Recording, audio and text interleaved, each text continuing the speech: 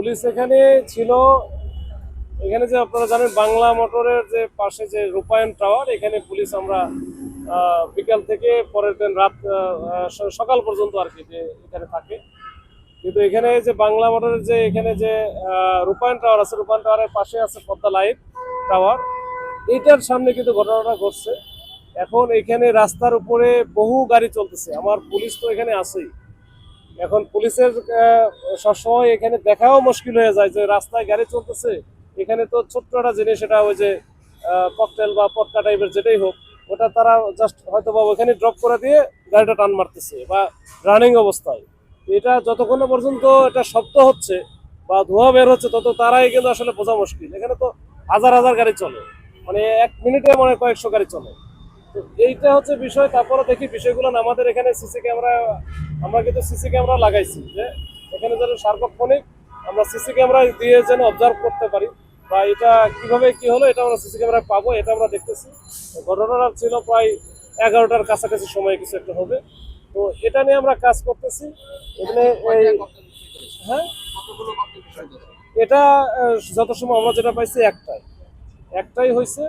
এখন এটা আমরা কে বা কারা কিভাবে মানলো, কিভাবে এটা ফুটলো এখানে, এটা আসলে একটু আমরা তদন্ত না করে আসলে বলতে পারবো না। আমরা ওটা দেখি, তদন্ত করতেছি। আমরা সিসি ক্যামেরা দেখলে হয়তো আর একটু। মোনালিসা হেভি ফ্লো 15 পিস প্যাকেটের সাথে 8 পিসের একটি প্যাকেট একদম ফ্রি। আমরা ক্লিয়ার হবো আর যেটা এখানে বারবার এই ঘটনাটা ঘটছে, সামনে কি আরো বড় ধরনের কোনো হুমকি আছে কিনা, এই বিষয়গুলো আপনারা খতিয়ে দেখছেন কিনা? ওইরকম ঘটনা ওই বড় কিছু করতে গেলে বা এটা করতে গেলে ধরা খাবে নিশ্চয়ই। এখানে আমাদের যেহেতু ফোর্স আছে, পুলিশ আছে, আমাদের পেট্রোল টিম থাকে। এই যে পাশেই কিন্তু আমাদের হচ্ছে যে বিজিবি টিমও একটা চলে আসছে। তো ওই রকম কোনো কিছু আমি আশঙ্কা করি না এখন। এগুলো আসলে একটু আমরা দেখি, এটা আমরা আমরা সিরিয়াসলি নিছি, এটা আমরা কাজ করতেছি, তারপর হয়তো বলতে পারবো। ভাই এনসিপি নেতা কর্মীরা কয়েকজন এখানে বললো যে এর আগেও দুইবার একই কাজ হয়েছে কিন্তু পুলিশ কোনো ব্যবস্থা নিতে পারে নাই। পুলিশ ব্যবস্থা কেন নিতে পারে নাই বা আপনাদের তৎপরতায় কোনো ঘাটতি আছে কিনা? এটা কাজ চলতেছে। আমরা কিন্তু ওই যে এই ঘটনার সাথে জড়িত কয়েকজনকে ধরাও হয়েছে। তো এগুলো বিভিন্ন, এটা এমন না যে এইখানে এক দল আর এক জায়গায় আর এক দল করতেছে, হয়তো যারা করতেছে তারা হয়তো খুব বেশি না, একটা গ্রুপই করতেছে। এইটা আমরা ধরতে হয়তো আমরা কাজ করতেছি, এটা নিয়ে হয়তো আমরা ধরে ফেলবো। তার সাথে কথা বলে